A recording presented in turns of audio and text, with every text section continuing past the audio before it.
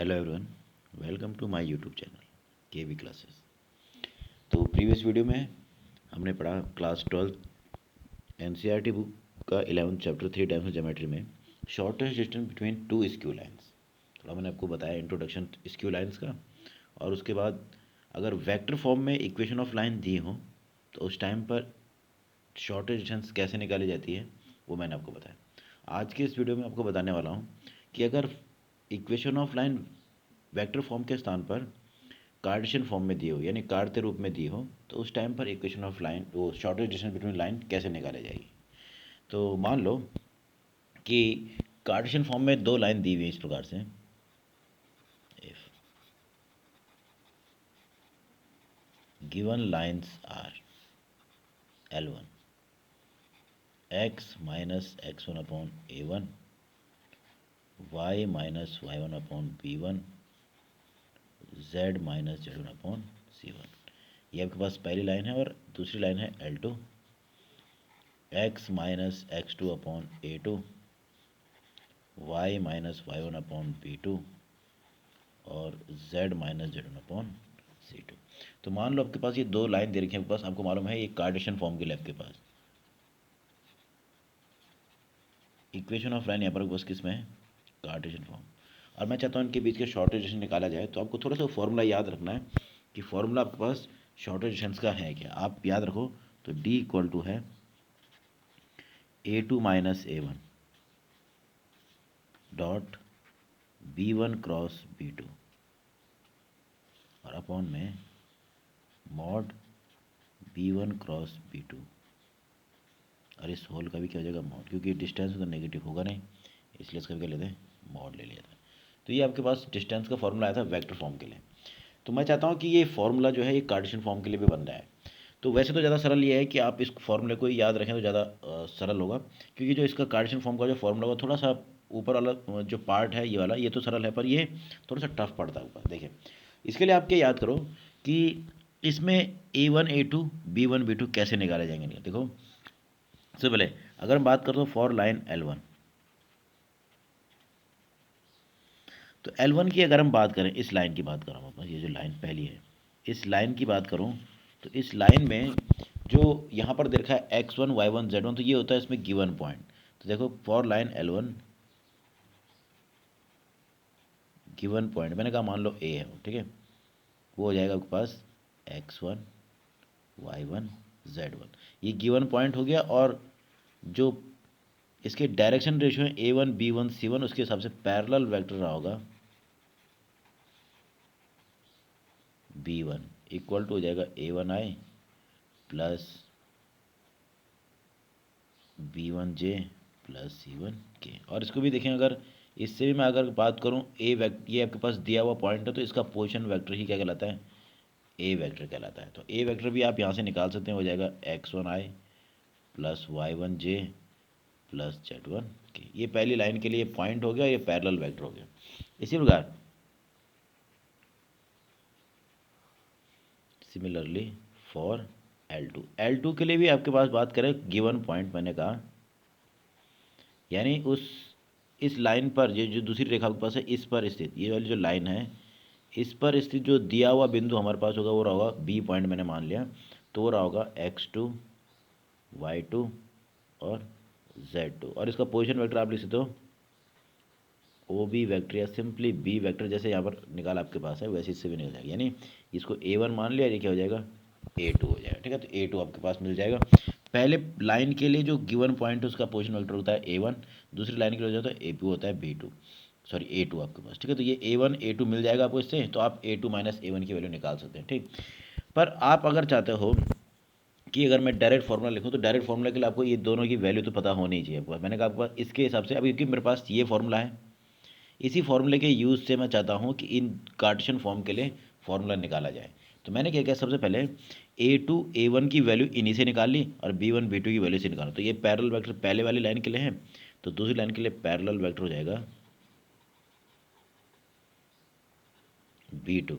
इसके direction ratio के हिसाब से A2I plus B2J plus C2K। अब देखिए अगर आपको कार्टेशियन फॉर्म से ये वेक्टर्स निकालने आ गए, ए और बी वेक्टर पहले वाले के लिए और ए और बी वेक्टर दूसरे वाले के लिए। तो समझ लीजिए आपके पास आधा काम यहीं से हो जाएगा। तो मैंने क्योंकि वेक्टर्स निकाल लिए तो मैं क्या करूँगा, इन वेक्टरों की वैल्यू यहाँ रख दूंगा। देखिए सबसे पहले अगर ऊपर देखें तो डॉट प्रोडक्ट है B1 क्रॉस B2 के साथ इसका, तो आपको मालूम है B1 क्रॉस B2 बनता है एक डिटरमिनेंट। तो इस हिसाब से आपके पास डिटरमिनेंट क्या मिलेगा, तो आपको मिलेगा B1 क्रॉस B2 ईजिली आपको मिल जाता है आई जे के A1 B1 C1 A2 B2 C2, ये इस प्रकार से। अगर मैं कहूँ इसका इसका डॉट निकालिए किसके साथ, A2 माइनस A1 के साथ। अब थोड़ा सा ध्यान देना क्योंकि डॉट प्रोडक्ट है, क्योंकि क्यूमिटेटिव यानी क्रम विनिमय होता है, तो मैं इसको आगे पीछे लिखता हूँ। देखो A2 माइनस A1 निकालेंगे तो A2 ये था आपके पास, इसके हिसाब से A2 मिलेगा आपके पास, और A1 तो ये हो जाएगा x2 minus x1i plus y2 minus y1j plus z2 minus z1k।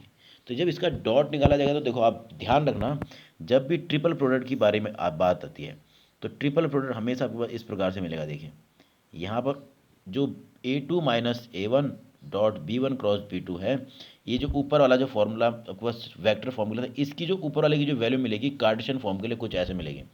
आई जे और के रिप्लेस हो जाएंगे, इसमें जो आई जे और के जो कोफिशिएंट है उसमें ही हो जाएगा x2 minus x1 y2 minus y1 और z2 माइनस z1, और बाकी ये ऐसे रहेगा A1 B1 C1 और A2 B2 और C2। तो ये आपके पास मिल रहा है, ये ऊपर वाला भाग मिल जाएगा डिस्टेंस वाले फॉर्मूले में, ये A2 minus A1 dot B1 cross B2। तो ये आपके पास वैल्यू आ गई होल अपॉन, मुझे क्योंकि डिस्टेंस का फॉर्मूला निकालना इक्वल टू, और साथ में कहा है कि B1 क्रॉस B2 का मैग्नीट्यूड, तो B1 क्रॉस B2 तो ये है, तो इसका मैग्नीट्यूड कैसे निकालते हैं आपको मालूम है। देखो इस वेक्टर को सॉल्व करेंगे, उसमें जो देखो ये वेक्टर कैसे सॉल्व होता है आपको मालूम, डिटरमिनेंट सॉल्व होगा, ये गुणा होगा इससे, तो आपके पास आएगा B1 C2 minus B2 C1। अब क्योंकि ये आई का कोफिशिएंट रहा होगा तो आई का कोफिशिएंट का स्क्वायर। अब ये यही ध्यान देना है कि क्योंकि उसमें लिखा गया है 1 अपॉन में आपके पास लिखा है B1 क्रॉस B2 का मैग्नीट्यूड निकालना, तो पहले मुझे B1 क्रॉस B2 निकालना था, उसमें देखा तो आई का कोफिशिएंट ये आ रहा था, तो यानी इसका स्क्वायर प्लस, क्योंकि जे नेगेटिव होता तो मैंने नेगेटिव आपके पास उस हिसाब से करेंगे तो क्या होगा, नेगेटिव का स्क्वायर भी पॉजिटिव आने वाला, मैंने उसको उस पर ज़्यादा असर पड़ेगा नहीं। चाहे तो आप क्या कर सकते हो, क्योंकि माइनस है तो माइनस को मैं मल्टीप्लाई करूँ तो ये गुणा ये होना चाहिए था, पर हम साइन लिखेंगे C1 A2 minus C2 A1 का स्क्वायर प्लस, और के टाइम्स में आपके पास आएगा A1 B2 minus A2 B1 का स्क्वायर। तो ये इस केस में कहलाता है, जब कार्टेशियन फॉर्म आएगा आपके पास तो उस टाइम का फॉर्मूला ये है। थोड़ा सा ये फॉर्मूला याद करने में थोड़ा डिफिकल्ट होता है, इसलिए आप ज़्यादा बेटर क्या है कि कार्टेशियन फॉर्म अगर आपके पास दी हुई है तो आप उस कार्टेशियन फॉर्म में से ये दो वेक्टर, पहले लाइन के लिए ए और जो बी वेक्टर था A1 B1 निकल जाएगा, और ऐसी ही दूसरी लाइन के लिए A2 और B2 निकल जाए, तो हम इसका यूज़ आप इजीली इसका यूज़ करते हुए हम कार्टेशियन फॉर्म को प्राप्त कर सकते हैं उसके डिस्टेंस के फॉर्मूले के लिए। ठीक है, तो ज़्यादा बेटर यह है कि आप इतना बड़ा फॉर्मूला याद करो, आप केवल एक फॉर्मूला इसको याद रख लीजिए, और जो कार्टेशियन फॉर्म है उसकी मदद से पहली लाइन और दूसरी लाइन दोनों के लिए दिए हुआ पॉइंट का पोजीशन वेक्टर, मतलब जो गिवन पॉइंट है तो उसका पोजीशन वेक्टर और पैरेलल वेक्टर, यानी जैसे पहले लाइन के लिए हो गया A1 B1, वैसे दूसरी लाइन के लिए A2 B2 निकाल लीजिए कार्टेशियन फॉर्म से, इन दोनों वेक्टरों को निकाल लीजिए और उनको यहीं वापस प्रतिस्थापित करेंगे तो मुझे इजीली ये फॉर्मूला प्राप्त हो जाएगा। इसमें जो सबसे इंपॉर्टेंट है वो है ये, क्योंकि इसका कॉन्सेप्ट आगे ये प्लेन के केस में आता है को प्लेनर लाइंस को लेके। ठीक है, तो पहले इससे पहले मैं आपको इस पर एक एग्जाम्पल करा रहा हूँ, इस फॉर्मूले को थोड़ा सा याद करने का, जो मैंने आपको बताया कि फॉर्मूले दोनों याद करने के बजाय पे क्या कर लो, आप एक फार्मूला याद कर लीजिए तो आपके ज़्यादा सरल होने वाला है, क्योंकि ये फॉर्मूला आपके पास इंपॉर्टेंट है। अब इसी की मदद से मैंने ये फॉर्मूला भी निकाला, पर इस फॉर्मूले में आपके पास ऊपर वाला पार्ट तो बहुत सरल है, पर नीचे वाला पार्ट जो है उसको याद रखना है कि B1 क्रॉस B2 जो वेक्टर मिलेगा उसका मैग्नीट्यूड है। ठीक, तो आप इससे बढ़िया कि ये फॉर्मूला याद करो, आप क्या करो इस फॉर्मूले को याद कीजिए, और अगर कार्टेशियन फॉर्म दिया है तो कार्टेशियन फॉर्म आपसे आप क्या निकालिए, उसमें आने वाले जैसे पहली लाइन में आने वाला वेक्टर A1 और उसके पैरेलल वेक्टर B2 निकाल लीजिए। अगर आपने दूसरी लाइन के लिए भी ये निकाल लिया तो एक ही इसी फॉर्मूले से आपका काम चल जाएगा आपके पास। ठीक, तो इस पर थोड़ा सा एक एग्जाम्पल देखें। एग्जाम्पल आपके पास देखिए, short distance between two lines, ये आपके पास इन दो रेखाओं के पास ये दो लाइन दी हुई है, इनके लिए क्या करना है आपके पास, इनके बीच की शॉर्ट डिस्टेंस निकालनी है। तो देखिए सबसे पहले मैंने आपको बताया भाई फॉर्मूला जो आपको ज़्यादा इजीली आपको याद हो जाए वो फॉर्मूला आपके पास है, मैं उसको पहले लिख देता हूँ। देखो फॉर्मूला है ये, सब सरल फॉर्मूला यही है, A2 माइनस A1 वेक्टर को मल्टीप्लाई करना है, डॉट प्रोडक्ट कराना है B1 क्रॉस B2 से upon mod of B1 cross B2, इन तो इस वेक्टर का B1 क्रॉस B2 वेक्टर का परिमाण, ये इस प्रकार से आपके पास, ठीक है।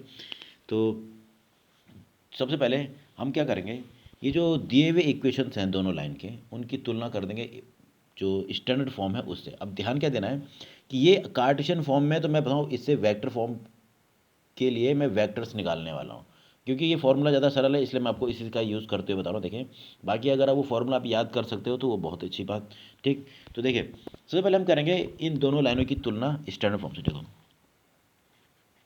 ऑन कंपेयरिंग गिवन लाइन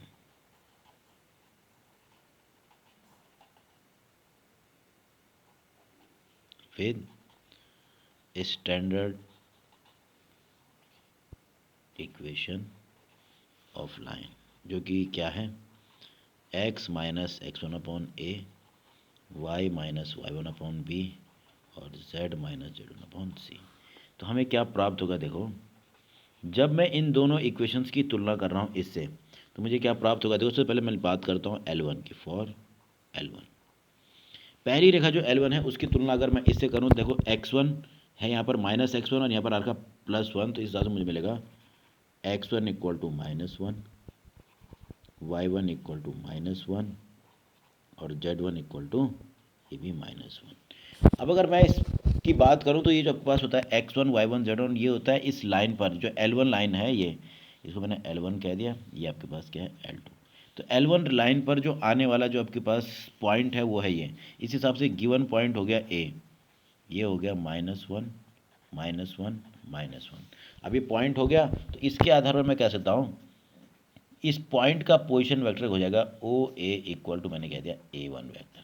पहली लाइन पर आने वाला जो बिंदु है उसका पोजीशन वेक्टर हो जाएगा A1। A1 हो गया यहाँ पर कितना, -i -j -k, एक चीज़ निकल गई इससे। इसके अलावा इसके डायरेक्शन रेशियोज दिए हुए थे, यानी A1 दिया हुआ कितना 7, B1 दे रखा है -6 और C1 दिया हुआ +1। तो ये अगर डायरेक्शन रेशियो लाइन के हैं तो पैरेलल वेक्टर भी मिल जाएगा, इसके हिसाब से पैरेलल वेक्टर B1 मिल जाएगा -7i -6j +k। अब ये ध्यान देना है, जैसे मैंने आपके पास पहली लाइन के लिए A1 B1 निकाला, वैसे मैं क्या करूँगा दूसरी लाइन के लिए भी A2 B2 निकालूंगा सिमिलरली फॉर L2। तो जब इस L2, ये दूसरी रेखा आपके पास है L2, इसकी तुलना मैं स्टैंडर्ड फॉर्म से करता हूँ इससे, तो देखो पॉइंट के हिसाब से x1 की वैल्यू मिल रही है 3 पर, यहाँ पर हम x1 इसलिए लिखेंगे क्योंकि यहाँ पर मैंने x1 y1 z1 का यूज़ कर लिया है, तो मैं इस बार L2 के लिए यूज़ कर रहा हूँ x2 इक्वल टू हो गया 3, y2 इक्वल टू हो गया 5 और z2 इक्वल टू हो गया 7। जब मैंने इसका कंपैरिजन इससे किया आपके पास स्टैंडर्ड फॉर्म से, तो मुझे x1 y1 z1 के हिसाब से मिल रहा है 3 5 और 7, पर क्योंकि दूसरी लाइन है कन्फ्यूजन ना हो, अगर मैंने यहाँ पर x1 y1 z1 का प्रयोग कर लिया है तो हो गया x2 y2 z2। इस हिसाब से दूसरी लाइन पे दिया हुआ पॉइंट मिल गया मुझे B, उसके पोजिशन में इसका आपके पास कोऑर्डिनेट है 3 5 और 7, तो इसका पोजिशन वेक्टर मिल जाएगा OB इक्वल टू, हमेशा याद रखना दिया हुआ बिंदु का पोजीशन वेक्टर A2 इस हिसाब से मिल जाएगा, ठीक है। तो A1 पहली लाइन के लिए मिल गया दिए हुए पॉइंट का पोजीशन वेक्टर, और A2 मिल गया दूसरी लाइन पर स्थित जो बिंदु है B, उसका पोजीशन वेक्टर। तो ये इक्वल टू मिल रहा है A2 equal to 3i + 5j + 7k। तो मुझे जिस तरह से पहली लाइन पर स्थित बिंदु मिला था उसका स्थित सदिश मिला, वैसी दूसरी लाइन के लिए मिल गया। अब करेंगे बात उसके लिए पैरेलल वेक्टर की। अब जब से इसकी तुलना आपके पास जब इसका कंपैरिजन किया गया इससे, तो इसमें भी उसके डायरेक्शन रेशियो मिल रहे हैं, तो मिल जाएगा A2 equal to 1, B2 equal to -2 और C2 इक्वल टू +1, ये इस प्रकार से। तो इस हिसाब से आपके पास इसका पैरेलल वेक्टर भी मिल गया। b1 पहले ही मिल चुका है, b2 आपके पास दूसरी लाइन के लिए मिल जाएगा i माइनस 2j प्लस के। तो ये इस प्रकार से आपको प्राप्त हो गया। अब देखिए, अगर आपको डायरेक्ट कार्टेशियन फॉर्म का फॉर्मूला याद है तो आपके पास काम यहीं से मिल गया। x1 y1 z1 a1 b1 c1 और x2 y2 z2 और a2 b2 c2, और फॉर्मूले में सारा का सारा यही है। पर मैं चाहता हूँ कि आप एक ही फॉर्मूला याद करो जो कि ज़्यादा सरल है, तो उससे हम क्या कर सकते हैं, ईजिली हम कैलकुलेशन में दौरान हमारे पास सरल पड़ने वाला है। तो मैंने क्या किया, सबसे पहले कार्टेशियन फॉर्म से जब इन दोनों दिए हुए Cartesian form equation of line की जब मैंने कंपैरिजन किया तो मुझे x1 y1 z1 पहले लाइन के लिए और a2 b2 c2 दूसरी लाइन के लिए मिल गए हैं। ठीक है, तो ये तो आपको उसके लिए भी करना पड़ेगा अगर आप दूसरा फॉर्मूला यूज़ करते हो। पर बस मैंने यहाँ पर अलग क्या कर दिया, इसको वेक्टर फॉर्म में लिख दिया a1 b1 और a2 और b2, इतना मैंने किया। अब इसके बाद मैं यही वाला फॉर्मूला अप्लाई करूँगा तो डिस्टेंस मुझे मिल जाएगी। देखिए, तो दी हुई लाइन के लिए आपके पास a1 b1 पहली लाइन के लिए और a2 b2 मैंने दूसरी लाइन के लिए निकाल लिया। तो जो फॉर्मूला है उसके आधार पर सबसे पहले हम निकालेंगे a2 माइनस a1। तो सिंपल सा है, a2 में से a1 माइनस करेंगे तो 3i माइनस आई, ये हो गया 4i माइनस होने का प्लस 5i माइनस माइनस का प्लस 6j प्लस 8k। तो ये हो गया a2 माइनस a1। सिंपल सा आपके पास है। ठीक, पहली चीज़ निकल गई। फिर निकालते हैं b1 क्रॉस b2। तो आपको मालूम है क्रॉस प्रोडक्ट कैसे निकालते हैं, आई जे के, और यहाँ आपके पास जो रहेगा b1 के हिसाब से 7 माइनस 6 1 और ऐसे ही 1 माइनस 2 और इसको सिंप्लीफाई करेंगे तो हो जाएगा आई, ये मल्टीप्लाई इधर होगा तो हो जाएगा माइनस 6 प्लस 2 माइनस जे, ऐसे ही मल्टीप्लाई करेंगे देखो तो ये हो जाएगा 7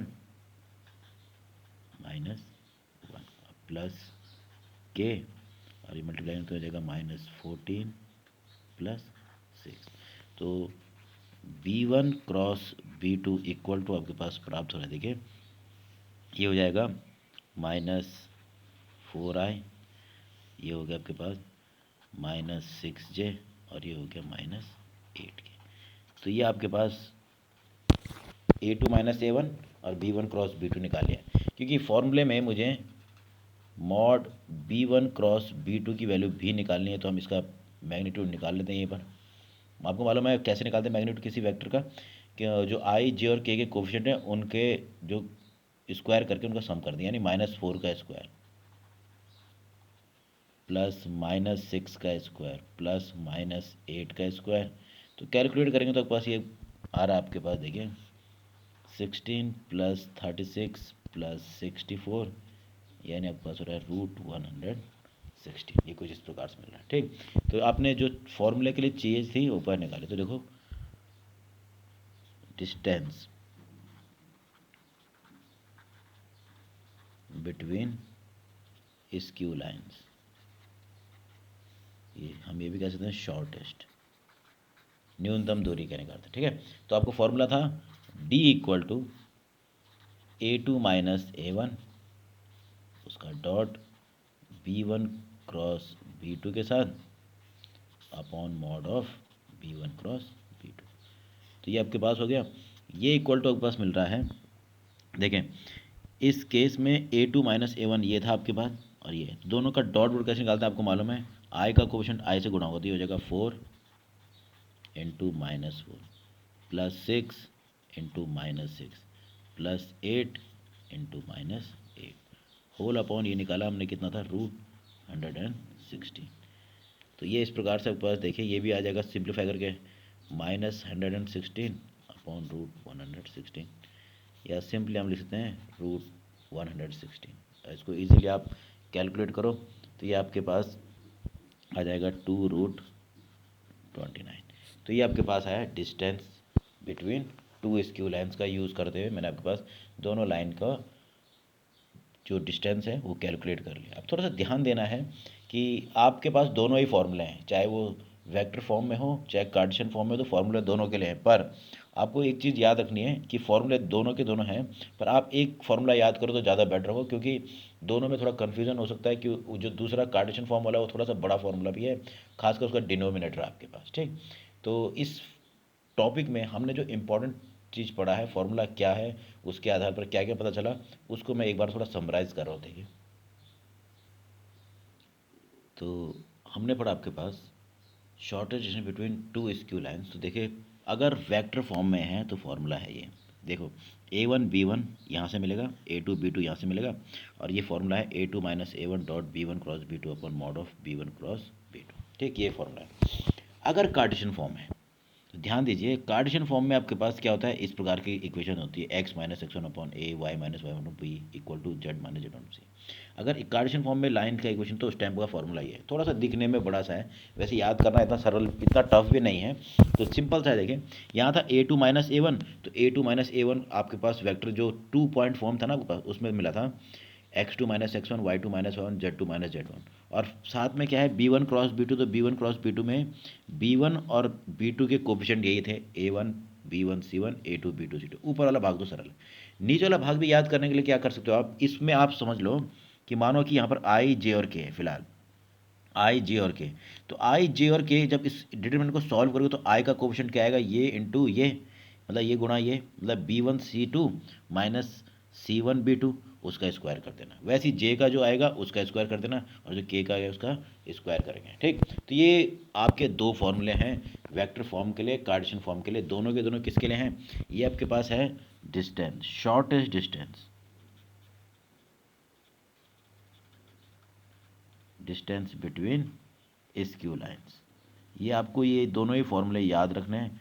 आप चाहे तो केवल एक ये फॉर्मूला इसको याद कर लो, और कार्टेशियन फॉर्म से कैसे हम इसमें A1 A2 B1 B2 निकालेंगे, वो आपको मैंने आपको एग्जाम्पल के थ्रू बताया। ठीक है, अगर ये फॉर्मूला याद हो जाता तो ठीक, अगर नहीं भी होता है तो आप इस फॉर्मूले की मदद से भी इन कार्टेशियन फॉर्म से इक्वेशन की मदद से B1 A1 B1 A2 B2 निकाल कर इसी फॉर्मूले को यूज़ करते हुए शॉर्टेज डिस्टेंस निकाल सकते हो।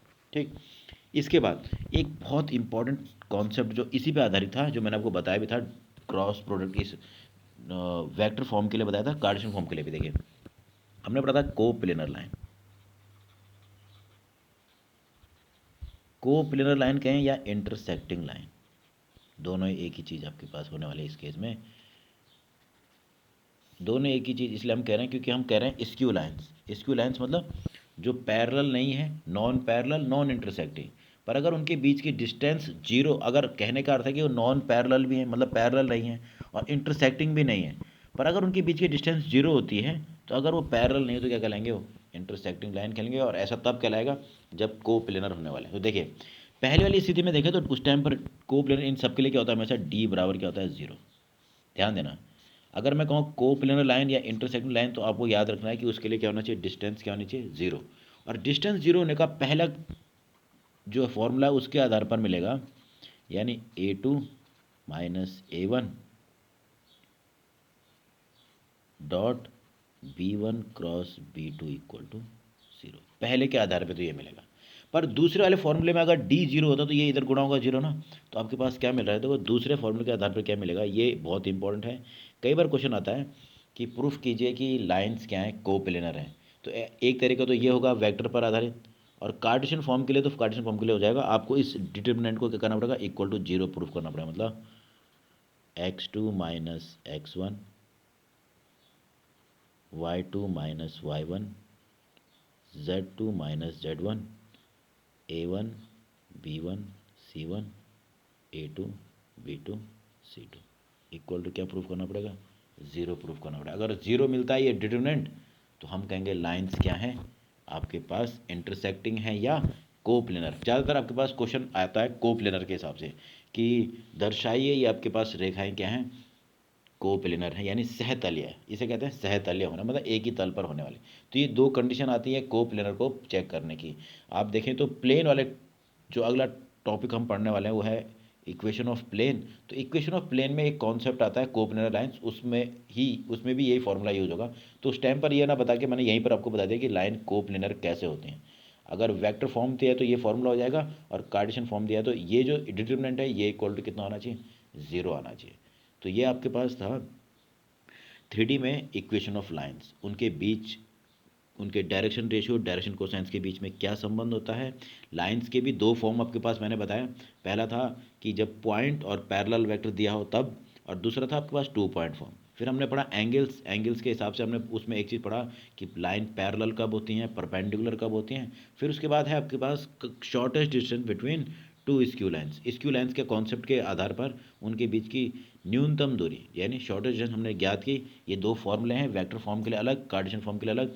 दोनों याद हो जाते तो ठीक, अगर नहीं भी होते हैं तो कार्टेशियन फॉर्म को याद करने के बजाय आप वेक्टर फॉर्म को याद करें तो ज़्यादा बेटर होगा, क्योंकि आप कार्टेशियन फॉर्म से easily A2 A1 B1 B2 निकाल सकते हो। तो यही आपके पास है, ठीक। और फिर आता है लास्ट में, इसी का एप्लीकेशन हम कह सकते हैं कि कोप्लेनर लाइंस किसे कहते हैं।